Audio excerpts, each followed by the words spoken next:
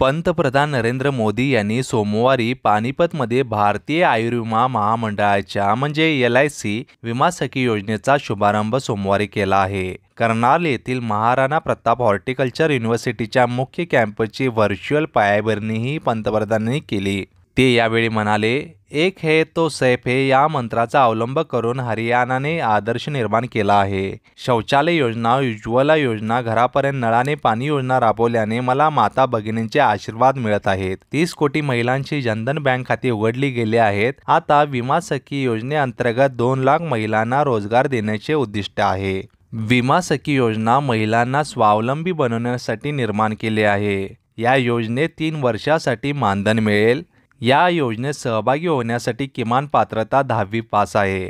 18 ते 17 वर्षे वयाच्या महिला या योजनेसाठी अर्ज करू शकतील। या योजनेतील महिलांना सरकार 3 वर्षात 2 लाख रुपये देणार आहे। LICच्या शाखेला भेट देऊन महिला विमा सखी योजनेत सहभागी होऊ शकतील।